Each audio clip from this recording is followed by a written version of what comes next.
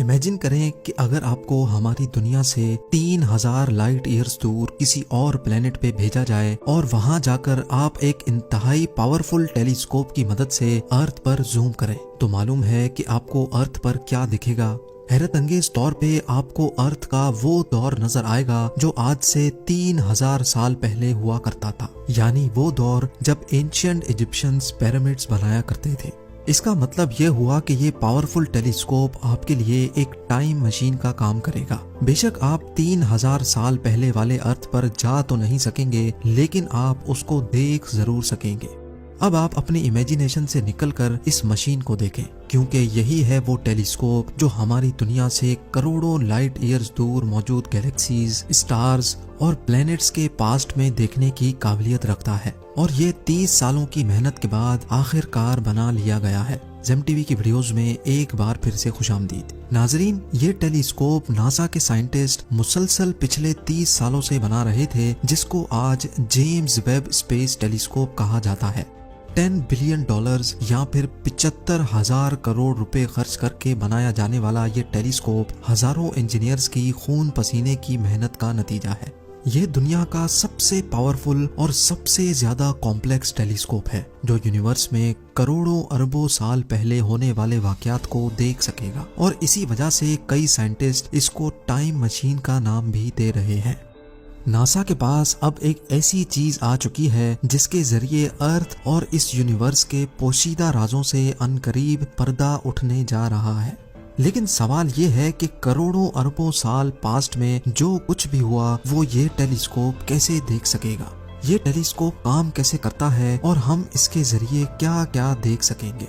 इन सवालात के जवाब जानने के लिए जरूरी है कि पहले हम ये जानें कि हमें चीजें नजर कैसे आती हैं। जब हम किसी अंधेरे कमरे में दाखिल होते हैं, बेशक हमारी आंखें उस वक्त खुली हों पर हमें कुछ नजर नहीं आता, लेकिन जैसे ही कमरे में लाइट ऑन की जाती है तो हमें सब कुछ दिखना शुरू हो जाता है। इसका मतलब ये हुआ कि जब कमरे में अंधेरा था तब वो तमाम चीजें वहीं मौजूद थीं पर हमें नजर नहीं आ रही थी। लेकिन लाइट ऑन होने के बाद जब लाइट उन तमाम ऑब्जेक्ट से रिफ्लेक्ट होकर हमारी आंखों पर पड़ी, तब हमें सब कुछ दिखना शुरू हो गया। यानी हमारे किसी भी चीज को देखने के लिए लाइट बहुत ज्यादा इम्पोर्टेंट होती है। लाइट जो कि 3 लाख किलोमीटर पर सेकंड की स्पीड से ट्रेवल करती है, उसको एक छोटे से कमरे के अंदर फैलने में तो जरा सी भी देर नहीं लगती। लेकिन जब यही लाइट हमारी इतनी बड़ी यूनिवर्स में फैलती है तो जाहिर है इसको भी एक जगह से दूसरी जगह जाने में टाइम लगता है। चांद और अर्थ के दरमियान तकरीबन 3,84,000 किलोमीटर का फासला है। सूरज की रोशनी चांद से टकराकर जब अर्थ तक पहुंचती है तभी हमें चांद नजर आता है, और ये रोशनी चांद से अर्थ तक पहुंचने में 1.25 सेकंड लगाती है। इसका मतलब ये हुआ कि जो चांद हम देख रहे होते हैं वो असल में चांद का 1.25 सेकंड पुराना वर्जन होता है। ये तो रहा चांद जो अर्थ से काफी करीब है। दूर जो चमकता तारा आप देख रहे हैं ये है सैटर्न, जो कि हमारे ही सोलर सिस्टम का एक प्लेनेट है। अर्थ से लेकर सैटर्न तक का फासला करीब 160 करोड़ किलोमीटर है। लाइट जो कि 3 लाख किलोमीटर पर सेकंड की स्पीड से ट्रेवल करती है, इसको सैटर्न से अर्थ तक आने में पूरे 5333 सेकंड या फिर 1.5 घंटा लग जाता है। यानी सैटर्न जो कि हम अर्थ से देख रहे होते हैं ये असल में सैटर्न का 1.5 घंटे पुराना वर्जन होता है। अगर इस वक्त सैटर्न टूटकर 2 टुकड़े भी हो जाए तब भी हमें 1.5 घंटे तक ये ऐसे ही दिखता रहेगा। तो यानी ये कहा जाए कि हम सैटर्न के पास्ट में देख रहे होते हैं तो ये भी गलत नहीं होगा। स्पेस साइंटिस्ट और एस्ट्रोनॉमर्स स्पेस में डिस्टेंस को किलोमीटर्स में नहीं बल्कि लाइट ईयर्स या फिर लाइट आवर्स में नापते हैं।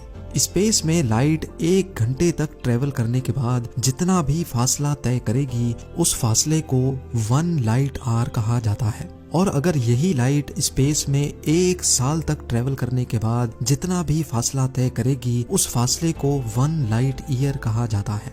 जैसा कि आपने जाना कि सैटर्न से अर्थ तक लाइट को आने में 1.5 घंटा लगता है, तो हम ये भी कह सकते हैं कि सैटर्न अर्थ से 1.5 लाइट आवर्स दूर है। अब हम चलते हैं अपने सोलर सिस्टम से भी बाहर।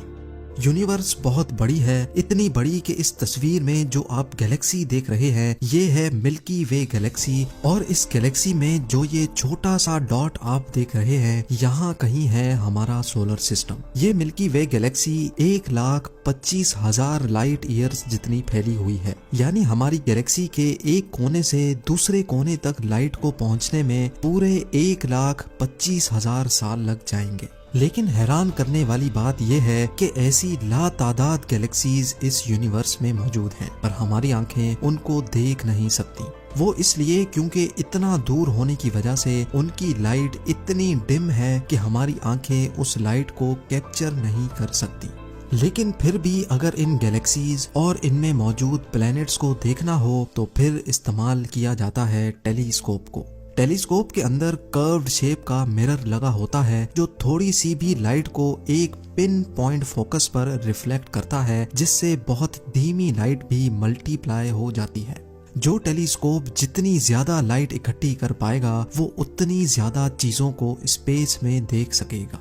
1990 में लॉन्च होने वाला हबल टेलीस्कोप हमारे सोलर सिस्टम से 10 बिलियन लाइट ईयर्स दूर मौजूद गैलेक्सीज को भी देख सकता है। हबल के इस सिस्टम को डीप फील्ड भी कहा जाता है। ये वो पिक्चर है जो हबल डीप फील्ड ने कैप्चर की थी, और असल में हम इन गैलेक्सीज के पास्ट में देख रहे हैं।